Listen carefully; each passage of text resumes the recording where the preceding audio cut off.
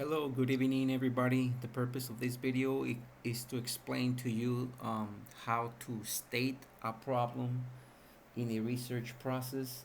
It is mainly, I'm going to give you guidelines on how to do it. There's no specific formula to it. There are orientations and there are approaches on how to do a statement of the problem and a theoretical framework, but there are no like special or like let's say determined formulas to do so. So here it goes. All right. So for the research problem, well, the research problem is like the turning point of the research. Um, it holds a special place in the research project. It requires justification, and when you want to carry out a research, is because you have identified a special issue that you want to explore, maybe as certain areas that you would like to like explore and discover facts about it. Describe as a problem, describe a phenomenon that you are seeing. So that is mainly the statement of the problem. And based on what you see, you are going to state a question and at the same time a purpose and at the same time an assumption, or it could be a hypothesis. It depends on whether your research is qualitative or quantitative. Um, well, how is the research problem stated? Um, well, you have to think about the topic. For example, we have right here as an example failure rates, at-risk students. We have as a proposal of the purpose something like analyze whether the strategies implemented at the national level have helped reduce the number of at-risk students at school X. So now the question has got to be almost exactly the same as the purpose statement. For example, the question right here would be have the strategic programs implemented at the national level helped reduce the number of failing students at school X. If you can see, it's almost the same thing. The only difference is that the purpose or objective has the or includes the verb. Now there are many problems that you can find in the literature, or there's a lot of, let's say, scholarship or literature that can, let's say, um,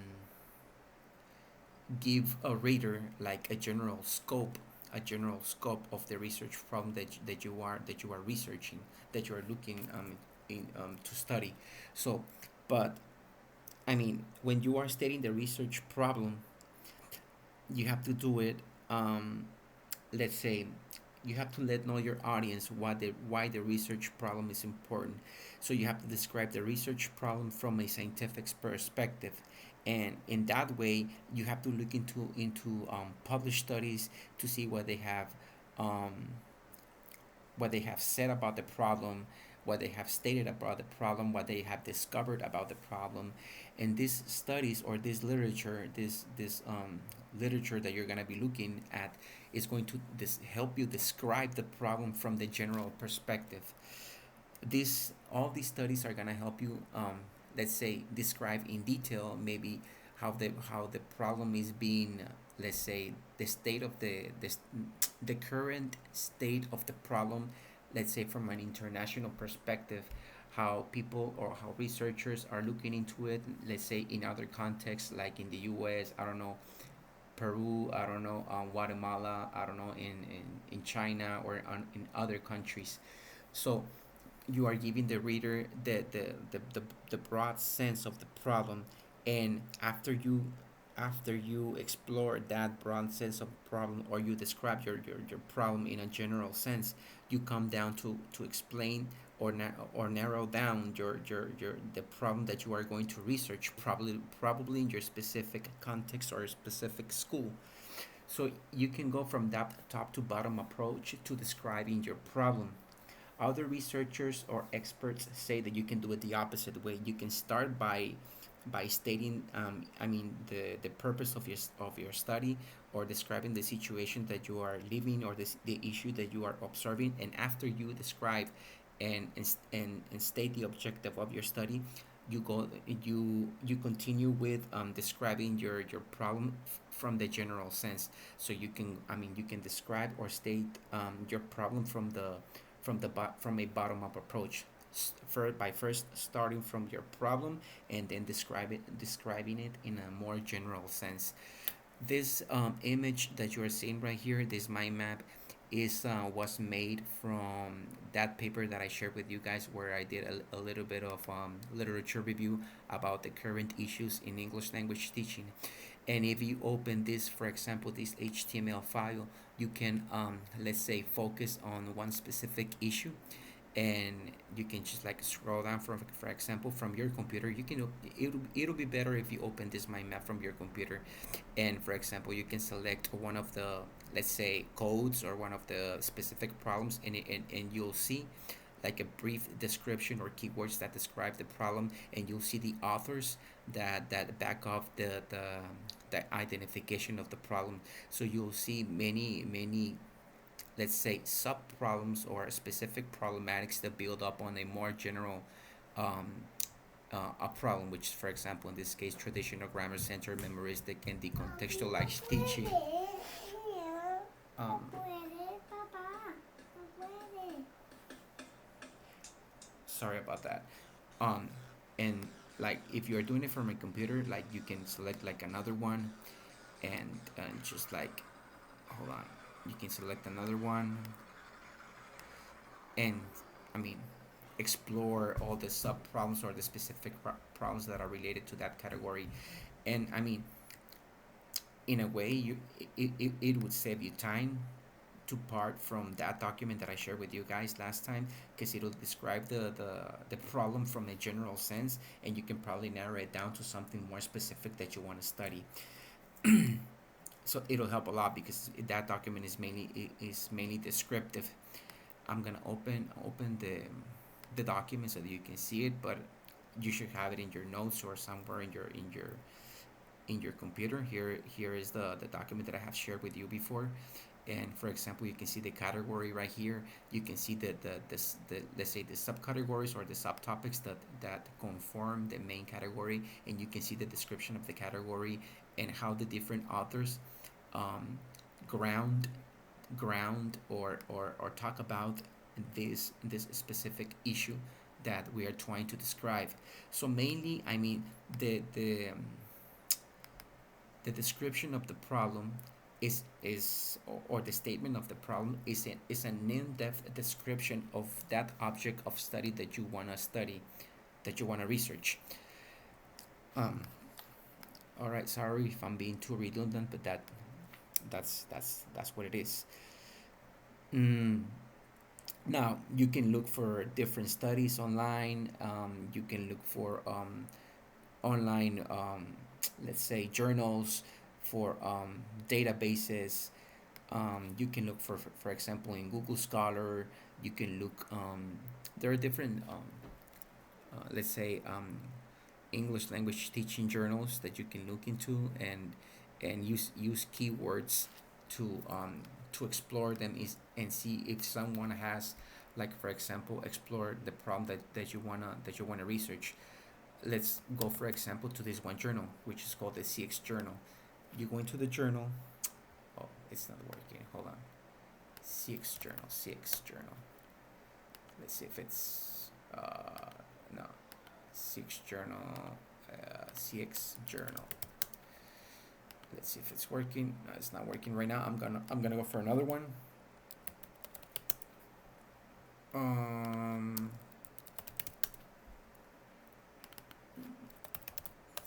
Revista. I'm gonna open it, and basically, right here you have a search bar. So you'll type in the whatever keyword you want. For example, let's say English. If I type in English, uh, you're gonna see right here that's gonna give you the results for different articles that are related with English. And then you can just like open them and look at the abstract to see if that paper is related with your research. um so that's one way. um or you can just like look into Google, for example. Let's say something like, I don't know, um vocabulary, problems with vocabulary learning in ELT. All right, and then just scroll down and look for studies that are published in scientific journals. That would be one way to go about it. Now, that one thing that you have to take into consideration is the fact that studies can be exploratory, descriptive, um, discovery studies. They can be, for example, correlational studies or descriptive studies if they are also, I mean, quantitative studies or explanatory studies. If you're looking into doing a qualitative research, your focus or your scope could be exploratory, descriptive, or comprehensive. So the main verb, the research verb could be exploratory. To explore the different issues that are related with motivation in English language teaching, for example, or to explore the different areas of opportunities for students to improve their reading skills, or for example to explore.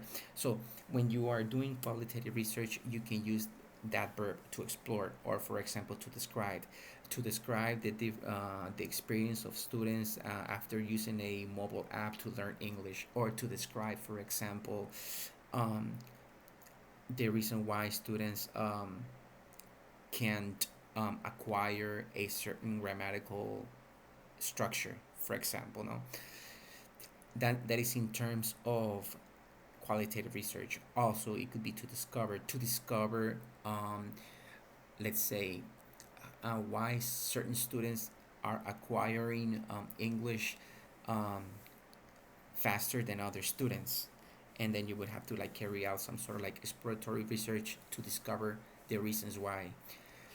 Now, for quantitative research, it could also be descriptive, but your information will be in numbers, so you will have to like apply some sort of like instrument where you measure like certain variables that you want to study. It could be a survey, or it could be like some sort of like observation guide where you start like where you record information and give each recording or that you make a value, and then you run the analysis. For that, you have to have like a specific statistical training, or your thesis advisor has got to have that special preparation for to do the statistical analysis. Also, for the qualitative research, still you have to have that guidance. um, but whether your research is exploratory, descriptive, correlational, or explanatory, or discovery, you have to make sure that your problem is directly related with the research approach. So whatever question you pose, or whatever purpose you pose, the moment that you pose the purpose or the objective of the research, you are gonna know if your research is gonna be qualitative, quantitative, or mixed methods. So let's say that you pose an objective research purpose, such as to explore the reasons why teachers um, are not, let's say, say, are not motivated to teach in elementary school. So from the moment that you say to explore why teachers are not motivated, you know that it's going to be a qualitative research. Why? Because you're probably gonna run some um, interviews, semi-structured interviews or structured interviews with open questions where you will get like a lot of input from the teachers. Now, let's say that you wanna, for example, explore or determine if there's a relationship between two variables.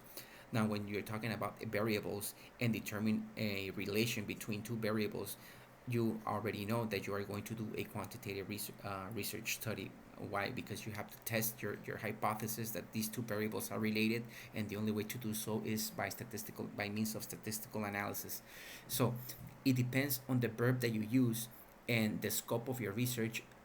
Um, it will depend on the research approach that you are going to carry out. Of course, I know that at this phase of your career you are not going to do your research But it is important that you know that the purpose that you pose in in the research problem, or that question that you pose in the research problem, is gonna let the advisor know, or is gonna, let's say, is gonna lay the ground for the rest of the research. Okay, all right.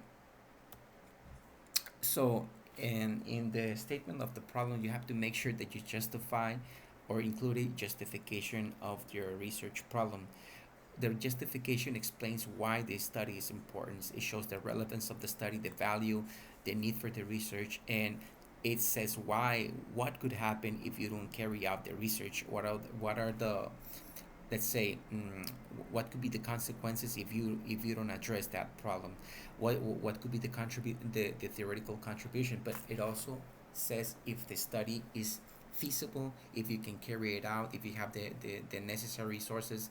You have to justify why uh, that study can be carried out also. So you don't just say why it's important. You also have to justify why you can conduct that study. um, so these are kind of like some, let's say, descriptive information of each approach in, let's say, in research. Today we have three main approaches, which are qualitative, quantitative, and mixed methods. Now, it is highly unlikely that you are going to go into mixed methods because it normally requires a lot of experience, at least in one of the areas, and to know a little bit, at least, of descriptive statistics in quantitative research, so that you can like um, do like very basic analysis, and have the ability to combine both results, and and show how each complement each other to be able to answer your research question and purpose statement. So here you have the description, and then the methodology that you will follow, the data, the type of hypothesis, the type of validity and reliability that you will be looking for, the advantages, the limitations, examples of use, verbs as objectives. And you can pause the video if you want to, so that you can study this information more carefully. Again, you're not gonna get up to this point of the methodology section in your thesis by the end of of this course, but it is still good information to know, because remember that the research purpose and the research question, it is directly related with with the methodological approach that you are going to undertake, or that you would undertake if you were actually get to carry out the research. Um, this is like mainly this diagram right here reflects like the, in a general sense, the, let's say, the steps that you would carry it out if you were to carry out a quantitative research process. So basically, in let's say like, in general terms, you would state the problem, you would justify it, you would carry out your literature review.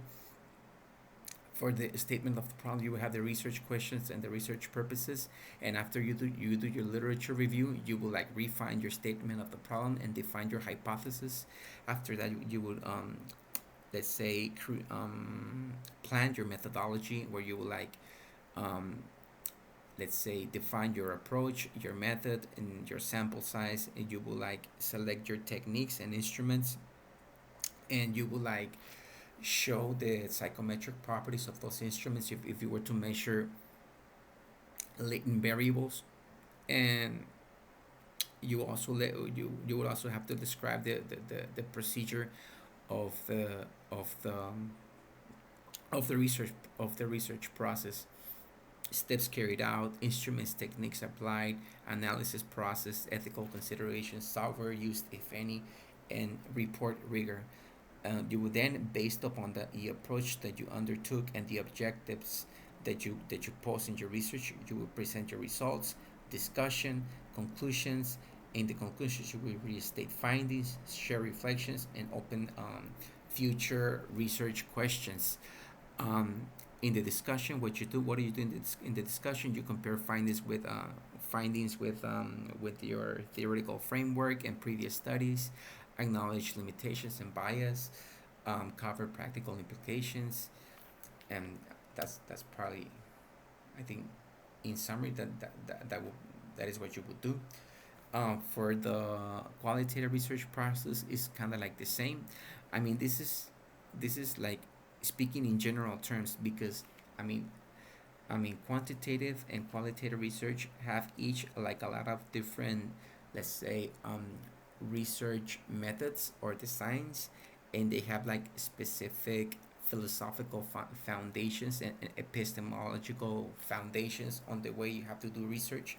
But in general sense, this would be like the steps that you would take, and again, depending on the method that you would follow, it will be the steps that you would be likely to follow and the stance that you would take into interpreting your results.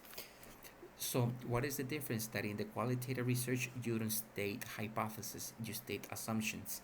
And the literature review could be carried out throughout the research process. You don't necessarily have to finish your literature review before your statement of the problem. It can continue throughout your research until you finish carry applying your instruments and results. So it's a little bit more flexible because you can be redefining the research and going more deep more deeper into it. So it's a little bit different, but if you can see, the process is almost the same. It's almost the same, but it has that, let's say, small difference. um well, these are, let's say, the different, let's say, the most common use methodologies or methods that you could undertake in a research process. Here you have the qualitative research designs, you have the quantitative research design. Of course, if you look in specialized books or literature, you may find many more. Yes, you will, but what I'm showing you right now, let's say, is what I am more familiar with. But I have come across books where you can find many more research designed, or you can probably find them under a different name. I am not going to explain each and every one of them, for obvious reasons and for practical reasons of this video, but this is just like for you to get like a general picture of it. um, in the literature, after you state your problem and you make your justification, you carry out a literature review.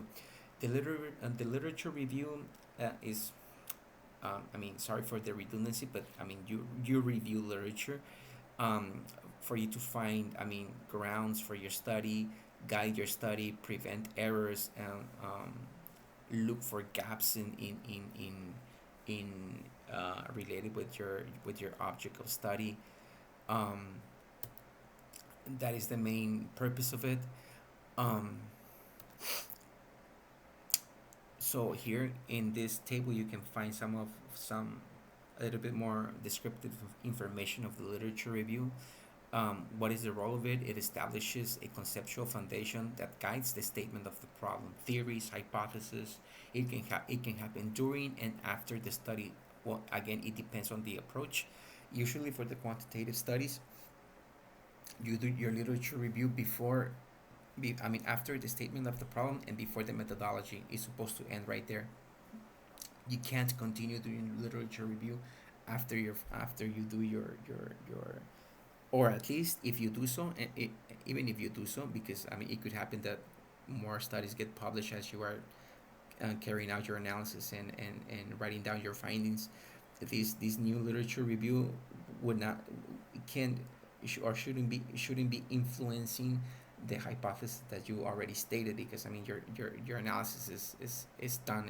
You finished it, it's there, and you have to report your findings and then continue with the research if you want to, no, according to the new findings from different studies. But and you have to finish your objectives.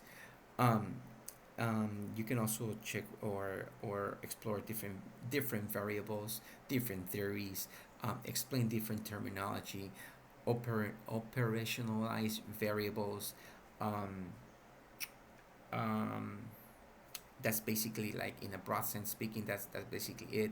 In the literature review, you have two main products, let's say, or two main sections, and I know that some authors can probably argue that there are many more, but let's say that there are two main basic ones, which is the state of the art and the theoretical framework. The state of the art is like a section where you um, describe studies that are related with your object of study. Um, so basically, what you'll be looking for is that studies that are related with the phenomenon that you're studying. They could be studies that are qualitative, studies that are quantitative. They can be both helpful, no?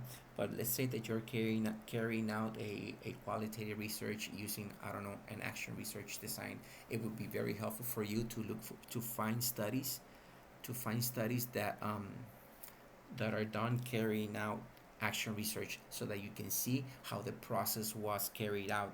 And this, if you find studies that are closely related to your object of study, they can be very very helpful, so you can see all the instruments that they use, the techniques, even the theoretical framework that they use. It could be used as a reference for you to rebuild it, or to, I mean, to create like a different version of it, or to personalize it, or to like adapt it to your specific context. So finding studies that are closely related to your object of study is very very helpful. It's like finding gold. It's like finding like the blueprint to your study, because they can tell you how to go about it. um, if you find like studies using a different methodology or a different approach, they could also be helpful, because they could also help you understand your object of study from a different perspective, or from a different philosophical perspective. So um, you can find different studies and published thesis, unpublished thesis in your library, for example. But in let's say in a more rigorous criteria, I would like foster or recommend you, highly recommend you, to only cite in your thesis only those studies that are published.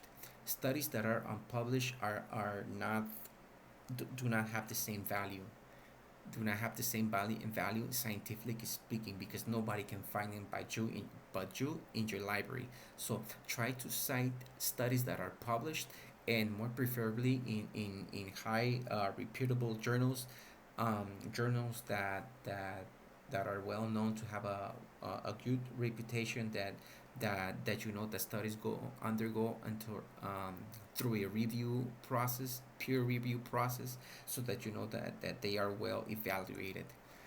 You can look in journals, databases, book chapters, proceedings at Congress, conferences, and others. And here you can see some, let's say, some databases like Scopus, like Latindex, like Web of Science, and different ones that you can consult. Google Scholar, you can consult to find um, different studies. And in the state of the art, basically you, I would recommend that you describe each study in summary. And most studies, for example, like studies that are published in journals, they have an abstract.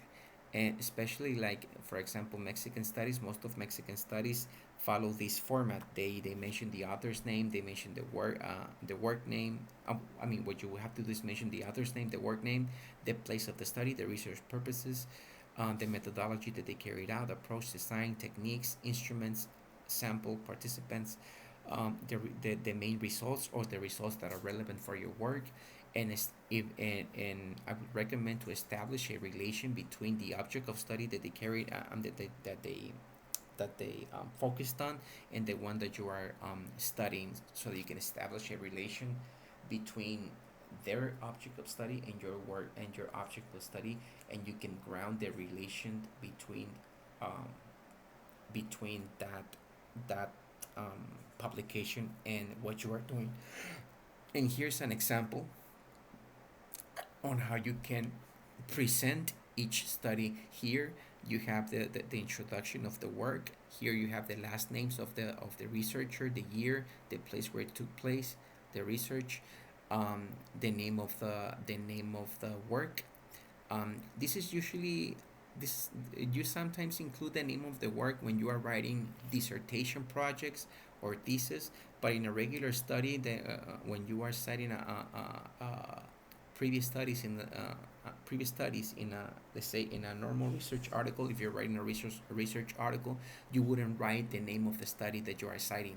This you would omit. That's why I'm saying that this is optional. This right here is optional. You would include, if you can see in the next part, you would include the purpose of the study, the approach that they undertook, the focus, the sample, the techniques that they use, and the main results. That's like the basics, and I would strongly recommend that you establish a relation between their object of study and yours. So let's suppose that that you are studying a PhD. So you would like mainly would like to find studies that were carried out, or dissertations that were carried out in doctoral programs. Let's say that your object of study is in middle school, so you will have to look for studies that were carried out, studies that were carried out in middle school. If you don't find in middle school, then you can look for high school or elementary school. And I mean, but the closer you can get to your object of study, the better. Why? Because it's going to help you understand better your phenomenon. um, Also trying to find studies that have been carried out recently, at least during the last 5 years. I mean, if you find one that is, let's say, 10 years old, let's say that is not the best study that you can use as an example and to showcase of your object of study. But if you have no other choice, you can go ahead and do so. No, but we prefer that the state of the art is updated, so that we can see how the object of study is being, let's say, being analyzed in current research. um, Now the theoretical framework, the theoretical framework, what it does, it frames all related theory that is capable of analyzing, describing, understanding, that allows you to explain, that allows you to predict your object of study. Now, the theoretical framework before the data collection, as you can see in this table right here, provides information about the origin, the context, and the history of the research problem, helps you identify successful and failed methods that have been used in similar studies, answers preliminary questions about the phenomenon under investigation, and you can continue reading this by yourself. After the data collection, I mean, it says that it allows you to compare the results obtained with prior knowledge and existing theories. This is in the discussion section, as I mentioned before, you know. And well, literature review for the construction of the theoretical framework. Analyze whether theory and previous research suggest an answer, even if partial to the research question or questions. So, carrying out the literature review can give you like a partial answer, or at least a theoretical answer to your question. And when you narrow it down to your phenomenon, or to the object of study, specifically in your research context, I mean, it can give you the blueprint of what the answer could be. But you are the one that is going to, I mean, to either support that theory or that hypothesis, or provide an alternative explanation to it according to your context. So,